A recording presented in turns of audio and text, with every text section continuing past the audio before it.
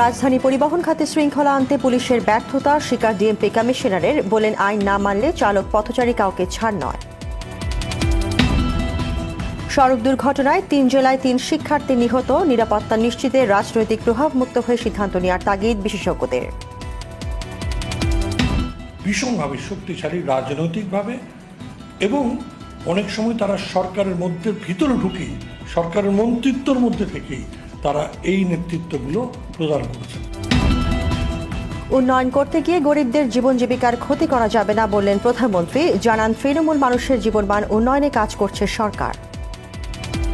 উন্নয়ন করবেন, দেশের ভালো, কিন্তু সেই উন্নয়নটা কার জন্য? এসব দরিদ্র মানুষের জন্যই তো তাদের কষ্ট দিয়ে তো উন্নয়ন না। এবং আঞ্চলিক বিরোধী বাগাইছড়ির সহিংস ঘটনার কারণ, বললেন সিসি। আঞ্চলিক সমস্যা ওখানে যা আছে দীর্ঘদিনের, তারই একটা বহিঃপ্রকাশ।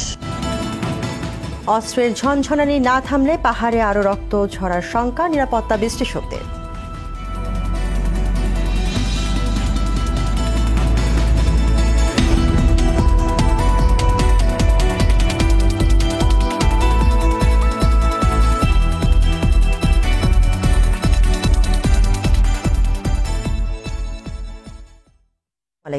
স্বাগত জানাচ্ছি RTV সন্ধ্যার সংবাদে। শুনছিলেন মার্কেন্টাইল ব্যাংক শিরোনাম। পুরো সংবাদে আপনাদের সঙ্গে আছে মিনাবিল হাসান এবং আমি ফারজানা তানি।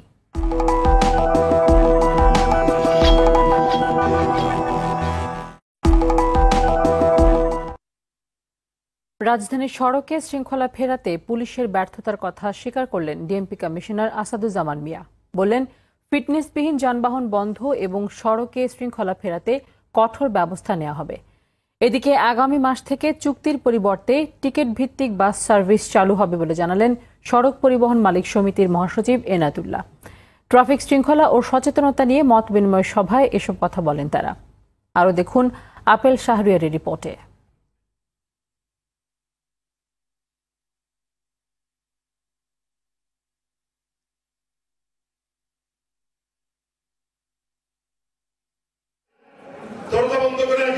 রাজধানীর গুলিস্তান মহানগর নাট্যমঞ্চে ট্রাফিক শৃঙ্খলা ও সচেতনতা বিষয়ক মতবিনিময় সভার আয়োজন করে ঢাকা মহানগর পুলিশ।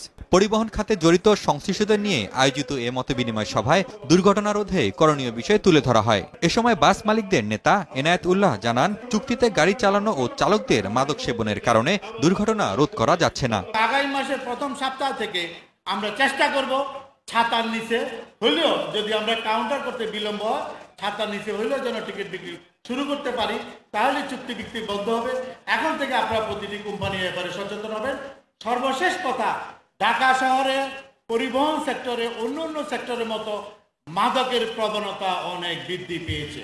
ডিএমপি কমিশনার জানালেন, সড়কে শৃঙ্খলা ফেরাতে শুধু যানবাহন সংশ্লিষ্টদের নয়, আইন না মানলে পথচারীদের বিরুদ্ধেও কঠোর ব্যবস্থা নেওয়া হবে। জনগণ যাতে ফুটওভার ব্রিজে ওঠে, জেব্রা ক্রসিং ব্যবহার করে, এই ব্যাপারে কঠোর পদক্ষেপ নেওয়ার জন্য ট্রাফিক ডিভিশনকে আমি নির্দেশ দিচ্ছি। বাস যেমন আটক হবে, তেমনি পথচারী আটক হবে। একেবারেই মডেল আউট, ফিটনেস একেবারেই নাই, এইগুলোকে ধরে দুই একটাকে স্ক্র্যাপ করে দেন। কঠোর পদক্ষেপ আমি গ্রহণ করব। অনেক ছাড় দিয়েছি, আর ছাড় নয়। আলাদা একটি অনুষ্ঠানে স্বরাষ্ট্রমন্ত্রী জানান, সড়ক দুর্ঘটনা রোধ, যানজট ও অপরাধমুক্ত করতে রাজধানীকে নিরাপদ সিটি প্রকল্পের আওতায় আনা হচ্ছে। এই সব কিছুকে কন্ট্রোলের জন্য আমরা একটা ব্যবস্থা নিচ্ছি। আমরা আজকের থেকে আপনারা দেখছেন দৃশ্যমান ট্রাফিক পুলিশরা কাজ করছে। আমি যেটা কিছুক্ষণ আগে বললাম, তারা কাজ করছে যাতে ফিটনেস এবং লাইসেন্সবিহীন কোনো না আসতে পারে। আমরা ধীরে ধীরে এইটাকে একটা ভালো সিস্টেমে নিয়ে আসার জন্য আমরা উদ্যোগ গ্রহণ করছি। Apple Shahriar, RTV, Dhaka. এদিকে সিরাজগঞ্জের সয়দাবাদে গতকাল হানিফ পরিবহনের দুটি বাসের মুখোমুখি সংঘর্ষে ৩ জন নিহত হবার রেশ কাটতে না কাটতে আজও ভদ্রঘাট এলাকায় কাভার্ড ভ্যান চাপায় একজনের মৃত্যু হয়েছে। সকাল ৯টার দিকে দুর্ঘটনা ঘটে। স্থানীয়রা জানায়, সকালে সিরাজগঞ্জের ভদ্রঘাট এলাকায় একটি দ্রুতগামী কাভার্ড ভ্যান হৃদয় শেখ নামে এক কলেজ ছাত্রকে চাপা দিলে ঘটনাস্থলে তার মৃত্যু হয়। এ সময় বিক্ষুব্ধ শিক্ষার্থীরা কাভার্ড ভ্যানটিতে আগুন দেয় এবং সড়ক অবরোধ করে বিক্ষোভ করে। এছাড়াও কাভার্ড ভ্যান চাপায় নরসিংদীর রায়পুরায় ৭ম শ্রেণীর এক ছাত্র এবং খুলনার রূপসার আনন্দনগরে ১ম শ্রেণীর এক শিক্ষার্থীর মৃত্যু হয়েছে।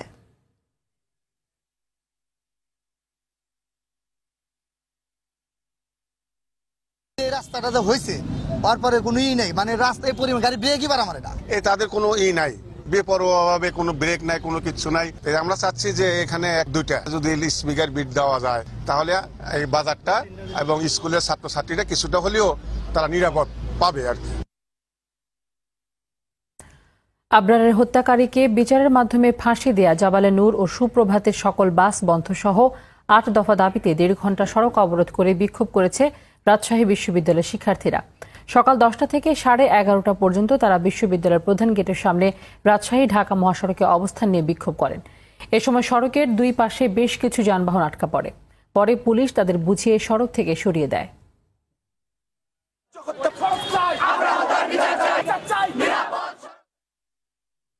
কিছুতে শৃঙ্খলা ফিরছে না সড়ক পরিবহন ব্যবস্থায়। প্রয়াত মেয়র আনিসুল হকের নেওয়া পরিকল্পনা বাস্তবায়নেও আছে ধীরগতি। এই জন্য ব্যক্তি স্বার্থের উপরে উঠে রাজনৈতিক প্রভাবমুক্ত সিদ্ধান্ত নেওয়া প্রয়োজন বলে মনে করেন বিশেষজ্ঞরা। বললেন, সড়কের শৃঙ্খলা ফেরাতে আলাদা প্রতিষ্ঠান গড়ে তোলার বিকল্প নেই। রিপোর্ট জাহিদ রহমানের। সড়কে একের পর এক ঝরছে তাজা প্রাণ। কোনো ঘটনায় হতাহতের সতীর্থরা ক্ষোভে ফেটে পড়ছেন। অবস্থা বেগতিক হওয়ার দশা হলে কর্তৃপক্ষ ছুটে গিয়ে সান্ত্বনা সহ নানা প্রতিশ্রুতি দিচ্ছে, আর প্রতিবাদহীন ঘটনাগুলো চলে যাচ্ছে বিস্মৃতির আড়ালে। তবে এত প্রাণহানি প্রতিবাদের পরও কাজের কাজ না হওয়ার জন্য প্রভাবশালীদের দৌরাত্ম্য ও অডেল অবৈধ অর্থকে দায়ী করছেন নগর ও সড়ক দুর্ঘটনা নিয়ে কাজ করা বিশেষজ্ঞরা। পরিবহন খাতের মালিক এবং শ্রমিক সংগঠন রয়েছে, তারা ভীষণভাবে শক্তিশালী রাজনৈতিকভাবে এবং অনেক সময় তারা সরকারের মধ্যে ভিতরে ঢুকেই সরকারের মন্ত্রিত্বর মধ্যে থেকেই তারা এই নেতৃত্বগুলো প্রদান করেছেন এবং তাদের হাতে অনেক ক্ষেত্রেই সরকার, যাত্রী, জনগণ জিম্মি হয়েছে, কিন্তু তাদের বিরুদ্ধে কোনো ব্যবস্থা গ্রহণ করা যায় নাই। জনগণকে জিম্মি করে তারা যে কোনো পদক্ষেপ নিবে এবং রাষ্ট্র সেটা মেনে নিবে, এটা কিন্তু মানে কখনোই গ্রহণযোগ্য হবে না। এক্ষেত্রে রাষ্ট্রকে তার যেই দায়িত্ব এবং সেটা যদি কঠোরভাবে পালন করতে হয় সেটা কিন্তু করতে হবে। বললেন, সড়কে শৃঙ্খলা ফেরাতে কালক্ষেপণ না করে আগের নেওয়া সিদ্ধান্তগুলো দ্রুত বাস্তবায়ন করা দরকার। এরা এতটাই শক্তিশালী, এতটাই তাদের কারসাজি এবং এতটাই তারা তলে তলে সরকারের, এরা কোনো ধরনের প্রকল্প বাস্তবায়ন, কার্যক্রম গ্রহণ, এই চেষ্টাগুলোকে শূন্য প্রতিপন্ন করছে। আশ্বাস দিয়ে শিক্ষার্থীদের আন্দোলন কিন্তু বন্ধ করা যাবে না।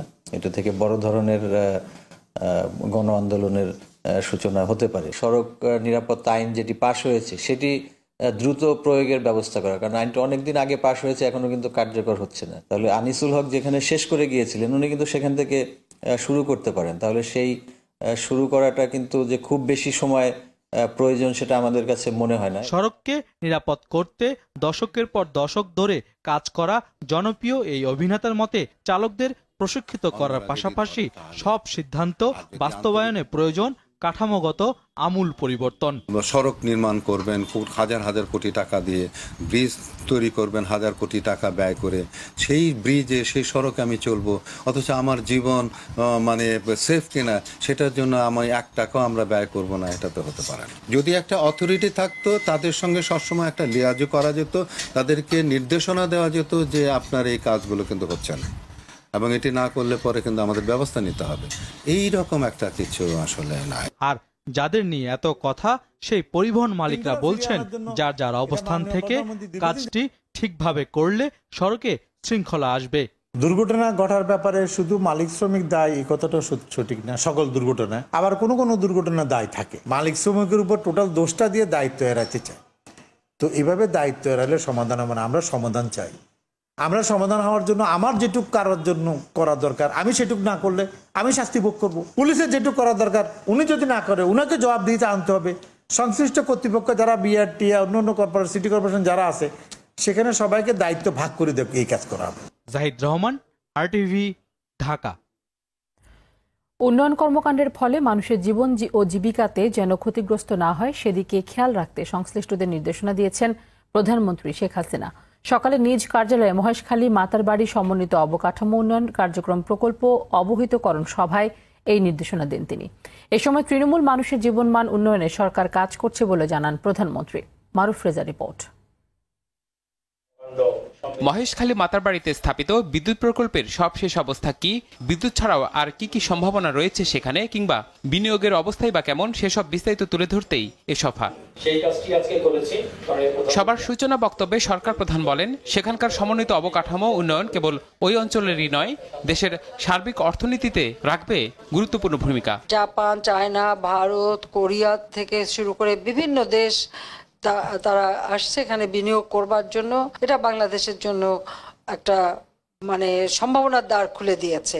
জমি অধিগ্রহণের প্রশ্নে মালিকরা যাতে দ্রুত সময়ে যথাযথ মূল্য পায় সেদিকে খেয়াল রাখারও পরামর্শ ছিল তার। আমি অনেকের কাছ থেকে SMS পাচ্ছি যে তারা একটা টাকাও সাহায্য পাচ্ছে না, খুব কষ্টের মধ্যে দিয়ে তাদের জীবন কাটাতে হচ্ছে। তো এভাবে মানুষগুলি কষ্ট পাক সেটা আমি চাই না। আপনারা উন্নয়ন করবেন দেশের ভালো, কিন্তু সেই উন্নয়নটা কার জন্য? এইসব দরিদ্র মানুষের জন্যই তো তাদের কষ্ট দিয়ে তো উন্নয়ন না, কাজে তাদের জীবনযাত্রাটা যেন ঠিক থাকে, তারা যেন একটু ভালোভাবে বাঁচতে পারে, সেদিকটা দেখাটাও কিন্তু আমাদের একান্ত কর্তব্য। তো আমি আশা করি যে সেই বিষয়টাও আপনারা একটু নজর দেবেন। এর আগে প্রধানমন্ত্রী শেখ হাসিনার সঙ্গে সৌজন্য দেখা করেন আন্তর্জাতিক ধান গবেষণা ইনস্টিটিউট ইরির মহাপরিচালক ডক্টর ম্যাথিউ মোরেল। এই সময় নতুন প্রযুক্তি ব্যবহার করে জনগণের পুষ্টি নিরাপত্তা নিশ্চিতে বাংলাদেশকে সব ধরনের সহযোগিতার আশ্বাস দেন তিনি। পরে কার্যালয়ের বকুল হলে মুক্তিযোদ্ধা, রাজনৈতিক ও সাংস্কৃতিক ব্যক্তিসহ 21 আগস্ট গ্রেনেড হামলায় আহতদের স্বজনদের হাতে 2,07,00,000 টাকার আর্থিক সহায়তা তুলে দেন শেখ হাসিনা। মারুফ রেজা, RTV, ঢাকা। রাঙামাটির বাগাইছড়িতে নির্বাচনে দায়িত্ব পালন করা ব্যক্তিদের গুলি করে হত্যার ঘটনাস্থল পরিদর্শন করেছেন বিভাগীয় কমিশনার কর্তৃক গঠিত তদন্ত কমিটি। সকালে তারা বাগাইছড়ির 9 কিলো এলাকা পরিদর্শন শেষে উপজেলার স্বাস্থ্য কমপ্লেক্সে আহতদের সঙ্গে কথা বলেন। এছাড়াও ঘটনার দিন গাড়িতে থাকা নির্বাচনী কর্মকর্তাদের সাথেও কথা বলে দলটি। পরে তদন্ত কমিটির প্রধান অতিরিক্ত সচিব দীপক চক্রবর্তী সাংবাদিকদের জানান, এটি পরিকল্পিত হামলা, কাছ থেকে টার্গেট করেই গুলি করা হয়েছে। এদিকে হত্যার ঘটনায় অজ্ঞাত অর্ধশত ব্যক্তিকে আসামি করে মামলা হয়েছে। বাগাইছড়ি থানায় মামলাটি করেন হামলা থেকে বেঁচে যাওয়া পুলিশ সদস্য মোহাম্মদ আক্তার আলী।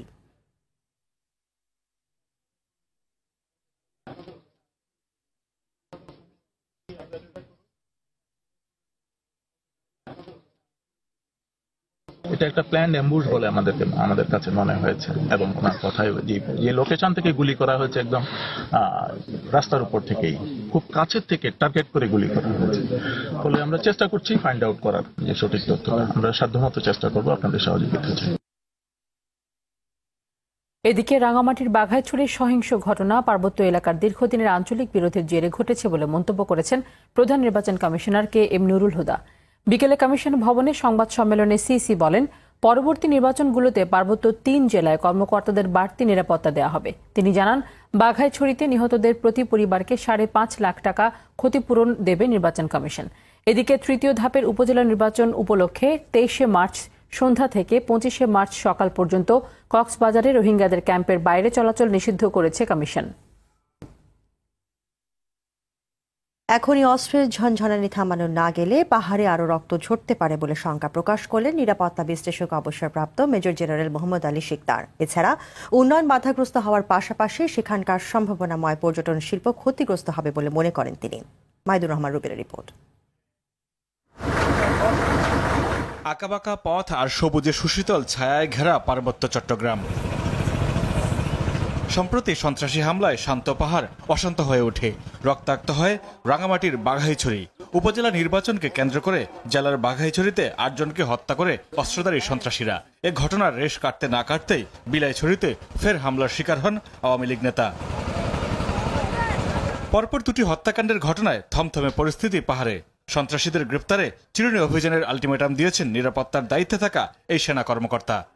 কম্বিং অপারেশন শুরু করেছি এবং আমরা যেটা খবর পাচ্ছি যে তারা সন্ত্রাসী যারা এই আক্রমণটা ঘটিয়েছিল তারা এলাকা ছেড়ে লড়ে পালিয়েছে। নিরাপত্তা বিশ্লেষক অবসরপ্রাপ্ত মেজর জেনারেল মোহাম্মদ আলী শিকদারের মতে 1997 সালে শান্তি চুক্তির পর থেকে পাহাড়ি জনপদে উন্নতি হওয়ায় গাত্র দেওয়া হয়েছে পশ্চিমা কিছু এনজিও এবং পাহাড়ে থাকা অস্ত্রের চোরা কারবারিদের। তাই তারা পাহাড়ে উত্তেজনা জিয়ে রাখতে চান। ইউপিডিও কিন্তু আর একটা ভাগ হয়ে গেছে, তাদের একটা বিদ্রোহী গ্রুপ হয়েছে। এই 4টি গ্রুপ তারা পরস্পরের মধ্যে এই আধিপত্য বিস্তারের একটা ভীষণ প্রতিযোগিতায় লিপ্ত। বছরে প্রায় কয়েক শত কোটি টাকার চাঁদা তারা উঠান।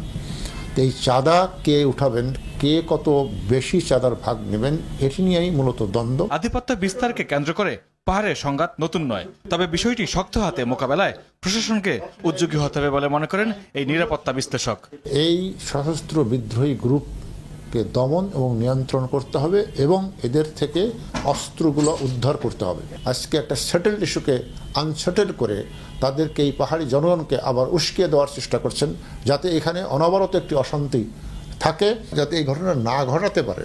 সেই জন্য কিভাবে নিরাপত্তা ব্যবস্থা আরও জোরদার করা যায়, সেখানে যদি ফোর্স বেশি লাগে তাহলে ফোর্স বেশি সেখানে নিয়োগ দিতে হবে। পাহাড়ে নিরাপত্তার ব্যাপারটি সামলানো বেশ কঠিন, তবু সেই চ্যালেঞ্জ মোকাবেলা করে সন্ত্রাস দমন করতে না পারলে যেমন এই জনপদের উন্নয়ন মুখ থুবড়ে পড়বে, তেমনি হুমকির মুখে পড়বে পর্যটন শিল্প। মাইদুর রহমান রুবেল, RTV, ঢাকা। পরিস্থিতি খারাপ হলে শুধু কেন্দ্র নয়, প্রয়োজনে পুরো উপজেলার নির্বাচন বন্ধ করে দিতে রিটার্নিং কর্মকর্তাকে নির্দেশ দিয়েছেন নির্বাচন কমিশনার ব্রিগেডিয়ার জেনারেল অবসরপ্রাপ্ত শাহাদাত হোসেন চৌধুরী। দুপুরে মাদারীপুর জেলা প্রশাসকের সম্মেলন কক্ষে 4 জেলার উপজেলা নির্বাচন নিয়ে আইনশৃঙ্খলা সমন্বয় সভায় এই কথা বলেন তিনি। কোনো ধরনের অনিয়ম হলে নির্বাচন কমিশন মেনে নেবে না এমন হুঁশিয়ারি দিয়ে নির্বাচন কমিশনার বলেন, পুরোপুরি নিরপেক্ষ নির্বাচন আশা করছে কমিশন। অনিয়মের অভিযোগ পাওয়া গেলে তার বিরুদ্ধে যথাযথ ব্যবস্থা নেওয়া হবে বলেও জানান তিনি।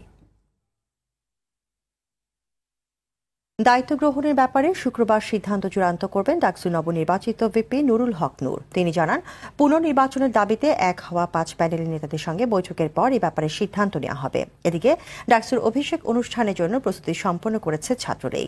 দুপুরে মধুর ক্যান্টিনে ডাকসুর নবনির্বাচিত এজিএস সাদ্দাম হোসেন বলেন, দায়িত্ব গ্রহণের পর থেকে বিশ্ববিদ্যালয়ের শিক্ষার্থীদের সমস্যা সমাধানে কাজ করবেন তারা। এক্ষেত্রে যেসব প্রার্থী পরাজিত হয়েছেন তাদের ইশতেহারও বিবেচনা করা হবে। আমি এই ব্যাপারটা আসেন নির্বাচিত হতে পারি ফেয়ার নির্বাচনের 5 প্যানেল যারা নির্বাচন বর্জন করেছিল এবং পুনর্নির্বাচনের দাবিতে আন্দোলন করছে বা এখনো প্রশাসনের সাথে তাদের কথা চলছে, এবং আমার সংগঠনে যারা আপনার নির্বাচন করেছে তাদের সাথে আলাপ আলোচনা করে আগামীকালকে আমরা সিদ্ধান্ত নেব। অনেকে স্বতন্ত্রভাবে নির্বাচন করেছে, কিন্তু আমরা মনে করি যে তাদের ইশতেহার অনেক সময় আমাদের চেয়ে আরও বেশি আধুনিক, আরও বেশি সৃজনশীল, আরও বেশি বাস্তবায়নযোগ্য ছিল। তো আমরা সেই ইশতেহারগুলো যাচাই বাছাই করছি এবং ঢাকা বিশ্ববিদ্যালয়ের সাধারণ শিক্ষার্থীদের অংশগ্রহণের মধ্য দিয়ে যেন আমরা যে কথাগুলো দিয়েছি নির্বাচনকালীন সময় সেগুলো যেন পূরণ করতে পারি। আমাদের সংগ্রাম চলবেই চলবে, জনতার সংগ্রাম চলবে, জনতার সংগ্রাম চলবে। 21 মার্চ 1971 প্রেসিডেন্ট হাউসে ইয়াহিয়া খানের সঙ্গে প্রায় 90 মিনিট বৈঠক করেন বঙ্গবন্ধু, কিন্তু কোনো রকম সমঝোতা ছাড়াই শেষ হয় বৈঠক। এই দিন 12 জন উপদেষ্টা নিয়ে কঠোর সামরিক পাহারায় ঢাকায় আসেন জুলফিকার আলী ভুট্টো। এদিকে সবার অগোচরে বাড়ানো হতে থাকে স্থল এবং নৌবাহিনীর শক্তি। ব্রিটিশ সরকারও এই দিন বাংলাদেশে যাতায়াতের জন্য পাকিস্তানি বিমান ও জাহাজকে মালদ্বীপের ব্রিটিশ ঘাঁটি ব্যবহারের অনুমতি দেয়। অন্যদিকে স্বাধীন বাংলাদেশ শ্রমিক সংগ্রাম পরিষদ 23 মার্চ থেকে পশ্চিম পাকিস্তানি পণ্য বর্জন সপ্তাহ পালনের কর্মসূচি দেয়। হাসপাতালে চিকিৎসাধীন আওয়ামী লীগের সাধারণ সম্পাদক ওবায়দুল কাদের বাইপাস সার্জারি শেষে ভালো আছেন। সিঙ্গাপুরে অবস্থানরত বঙ্গবন্ধু শেখ মুজিব মেডিকেল বিশ্ববিদ্যালয়ের পরিচালক আবু নাসার রিজভী এই কথা জানান। তিনি বলেন, সেতুমন্ত্রীর স্বাস্থ্যের উন্নতি হচ্ছে এবং এই ধারা অব্যাহত থাকলে আগামী সপ্তাহের মাঝামাঝি তাকে কেবিনে স্থানান্তরের ব্যাপারে চিকিৎসকরা আশাবাদী।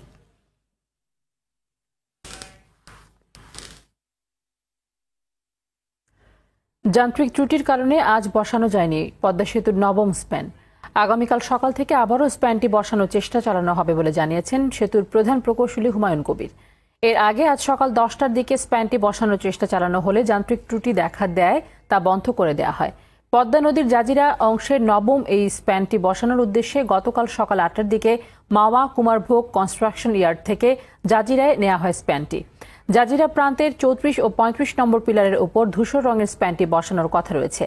এতে দৃশ্যমান হবে সেতুর 1350 মিটার।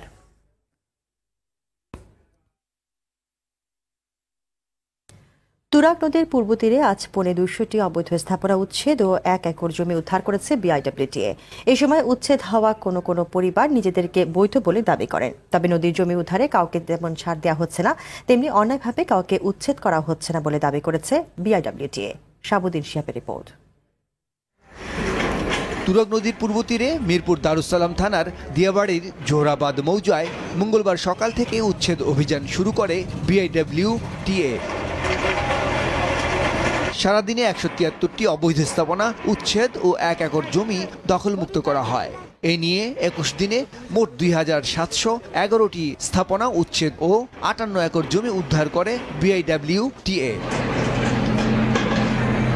এদিকে উচ্ছেদ হওয়া কোনো পরিবার বৈধ কাগজপত্র সহ জমি কিনে বসতবাড়ি বানিয়েছেন বলে দাবি করেন। ওই যে আবার ভাঙিয়েছে গেছে, আবার কোথায় যাবো আমরা ঠিক নেই, গদর খুঁজতেছে পাইতেছি না।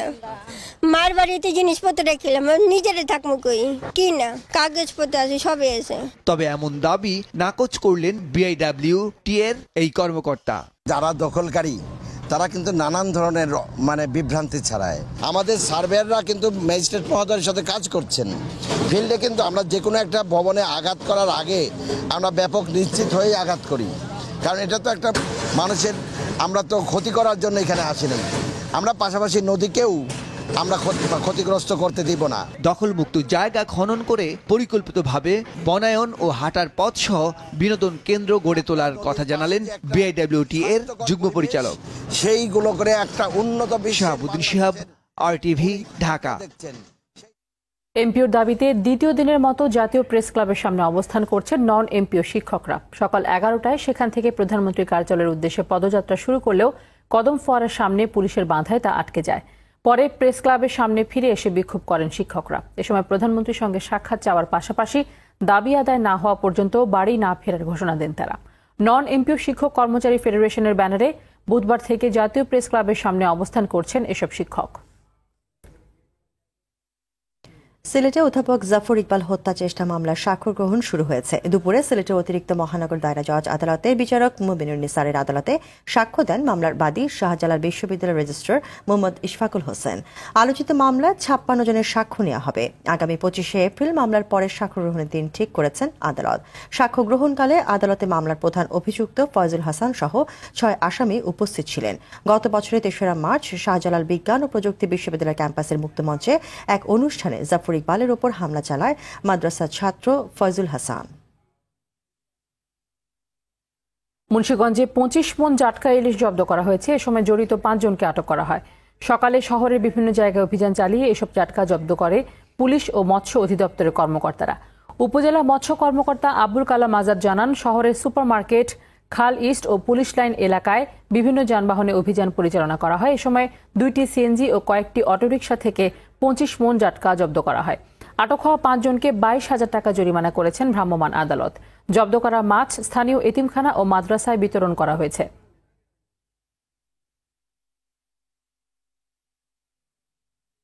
চট্টগ্রামের মৎস্য প্রজনন ক্ষেত্র হালদা নদীতে মৌসুমের শুরুতে মা মাছের জন্য বেপরোয়া হয়ে উঠেছে কিছু অসাধু মানুষ। এসব অসাধু ব্যবসায়ী জেলেদের ধরতে হালদা নদীতে ভ্রাম্যমাণ আদালত অভিযান চালিয়ে 10,000 মিটার ঘের ও ভাসা জাল জব্দ করেছে স্থানীয় মৎস্য বিভাগ।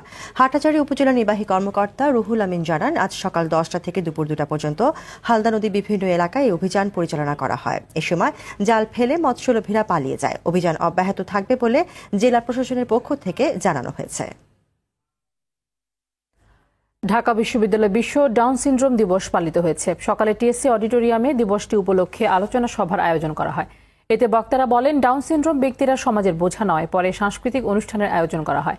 এর আগে দিবসটি উপলক্ষে শোভাযাত্রার আয়োজন করা হয়। এদিকে দিবসটি ঘিরে র্যালি, চিত্রাঙ্কন প্রতিযোগিতা ও আলোচনার আয়োজন করে সমাজসেবা অধিদপ্তর। প্রধান অতিথির বক্তব্যে সমাজ কল্যাণ মন্ত্রী বলেন, সরকার ডাউন সিনড্রোম আক্রান্তদের চিকিৎসায় 32টি ভ্রাম্যমাণ কেন্দ্র পরিচালনা করছে।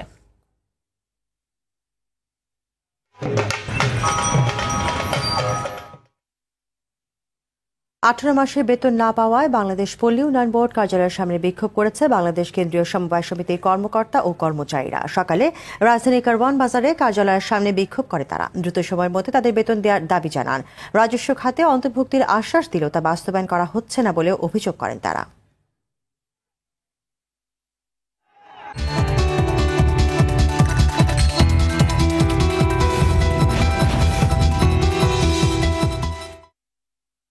মধুমতি ব্যাংক বাণিজ্য সংবাদ। নগরবাসীকে দ্রুত ও সহজে সেবা দিতে চট্টগ্রাম সিটি কর্পোরেশনের হোল্ডিং ট্যাক্স, ট্রেড লাইসেন্স সহ অন্যান্য চার্জ অনলাইনে পরিশোধের ব্যবস্থা করেছে সিটি কর্পোরেশন। দুপুরে চট্টগ্রাম সিটি কর্পোরেশন ও 6টি বেসরকারি ব্যাংকের মধ্যে সমঝোতা চুক্তি স্বাক্ষর হয়। অনুষ্ঠানে চট্টগ্রাম সিটি কর্পোরেশনের মেয়র আজম নাসির ও 6 ব্যাংকের কর্মকর্তারা উপস্থিত ছিলেন। এখন থেকে নগরবাসী এই 6টি ব্যাংকের যে কোনো শাখায় সিটি কর্পোরেশনের ট্যাক্স, ট্রেড লাইসেন্স ও বিভিন্ন চার্জ অনলাইনে পরিশোধ করতে পারবেন।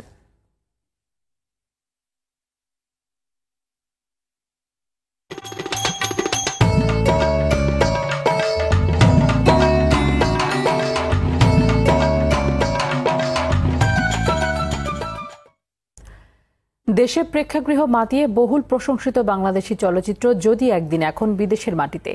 বেঙ্গল মাল্টিমিডিয়া প্রযোজিত ও মোহাম্মদ মুস্তফা কামাল রাজ পরিচালিত চলচ্চিত্রটি কানাডায় 196টি শো নিয়ে প্রথম সপ্তাহ শুরু করতে যাচ্ছে।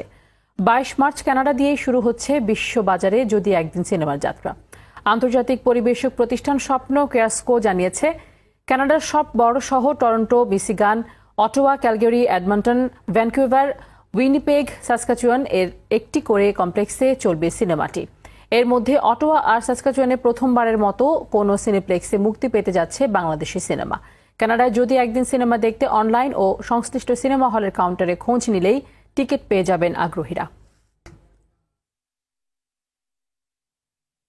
গায়ে আবির ছিটিয়ে হোলি উৎসব সহ নানা আয়োজনে দেশে বিভিন্ন জায়গায় হিন্দু ধর্মাবলম্বীরা পালন করছে দোল পূর্ণিমা। এ উপলক্ষে পুণ্যতিথিতে পাবনার হিমায়তপুর ধাম এই পরম ভক্তি ও শ্রদ্ধার মধ্য দিয়ে 3 দিন ব্যাপী দোল উৎসবের আয়োজন করা হয়েছে। এতে অসংখ্য ভক্ত রং মেখে দোল উৎসবকে প্রাণোচ্ছল করে তোলে। অন্যদিকে দোল পূর্ণিমায় নারায়ণগঞ্জে আন্তর্জাতিক সংগঠন ইসকনের উদ্যোগে বর্ণাঢ্য শোভাযাত্রা ও হোলি উৎসব পালিত হয়। এতে শহরের দেওভোগ এলাকার রাধা গোবিন্দ মন্দির থেকে একটি বর্ণাঢ্য শোভাযাত্রা বের হয়। দোলযাত্রা উপলক্ষে হিলি সীমান্তে একে অপরকে মিষ্টি উপহার দিয়ে হোলি উৎসবের শুভেচ্ছা বিনিময় করেছে দুদেশের সীমান্তরক্ষী বাহিনী, বিজেপি ও বিএসএফ সদস্যরা। এছাড়াও নানা পূজা অর্চনা ও রঙিন আয়োজনের মধ্য দিয়ে দেশের বিভিন্ন জেলায় দোল পূর্ণিমা উদযাপন করছেন বাঙালি সনাতন ধর্মাবলম্বীরা।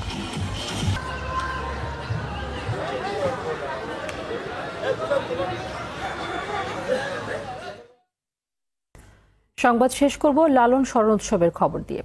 দেশি ও বিদেশি সব ধর্মবর্ণের মানুষ মিলেমিশে একাকার কুষ্টিয়ার ছেউরিয়ার লালন আখড়াবাড়িতে। মনের গরল যাবে যখন, সুধাময় সব দেখবি তখন। আধ্যাত্মিক এই স্লোগানে দোল পূর্ণিমা ঘিরে আখড়াবাড়িতে চলছে 3 দিনের লালন স্মরণ উৎসব। নিউজিল্যান্ডে মসজিদের হামলা নিন্দা জানিয়ে অনুসারীরা বলেন, লালনের মতাদর্শ ধারণ করলে দূর হবে জঙ্গিবাদ সহ সব অনাচার। কুষ্টিয়া থেকে শেখ হাসান বেলালের তথ্য ও ছবিতে রাসেল আহমেদের রিপোর্ট।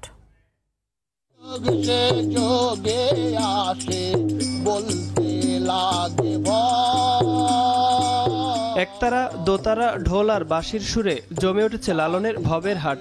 সাইজিকে স্মরণ আর অবাধ্য মনকে শুদ্ধ করার মানুষে জড়ো হয়েছেন দেশ বিদেশের হাজারো ভক্ত অনুসারী। চলছে গুরু শিষ্যের ভাব বিনিময়। খণ্ড খণ্ড সাধু আস্থানে লালনের জীবনধর্মী গান মনের শিহরণ জাগাচ্ছে।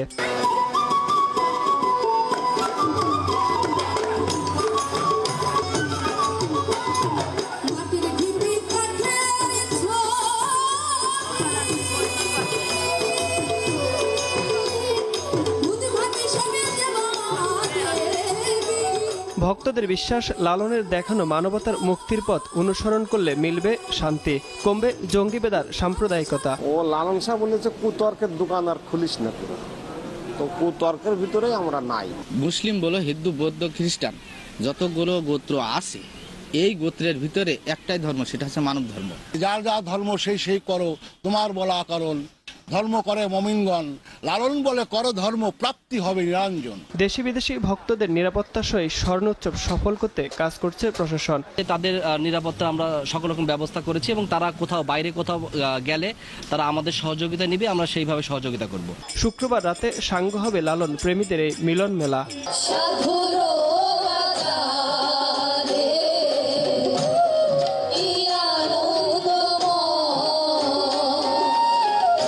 রাসেল আহমেদ, RTV। সন্ধ্যা সংবাদ শেষ করার আগে মার্কেন্টাইল ব্যাংক শিরোনামগুলো জানিয়ে দিচ্ছে আরো একবার।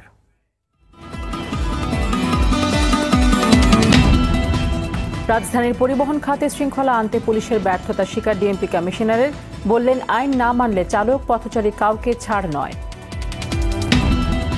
সড়ক দুর্ঘটনায় 3 জেলায় 3 শিক্ষার্থী নিহত, নিরাপত্তা নিশ্চিতে রাজনৈতিক প্রভাবমুক্ত হয়ে সিদ্ধান্ত নেওয়ার তাগিদ বিশেষজ্ঞদের। উন্নয়ন করতে গিয়ে গরিবদের জীবন জীবিকার ক্ষতি করা যাবে না বললেন প্রধানমন্ত্রী। জানান তৃণমূল মানুষের জীবনমান উন্নয়নে কাজ করছে সরকার। এবং আঞ্চলিক বিরোধী বাঘাইছড়ির সহিংস ঘটনার কারণ বললেন সিইসি। অস্ত্রের ঝনঝনানি না থামলে পাহাড়ে আরও রক্ত ঝরার শঙ্কা নিরাপত্তা বিশ্লেষকদের। সন্ধ্যা সংবাদ এই পর্যন্তই। RTVর সবশেষ সংবাদ জানতে যে কোনো মোবাইল ফোন থেকে 24141 নম্বরে ডায়াল করুন। আর মোবাইল ফোনের সংবাদ দেখতে অ্যাপ স্টোর, গুগল প্লে বা উইন্ডোজ স্টোর থেকে ডাউনলোড করুন RTV অ্যাপস। এছাড়াও তাৎক্ষণিক ও বিনোদন সংবাদ জানতে বিশ্বের যে কোনো প্রান্ত থেকে ভিজিট করুন facebook.com/RTV online এবং youtube.com/RTV Digitals। ধন্যবাদ সবাইকে। ধন্যবাদ।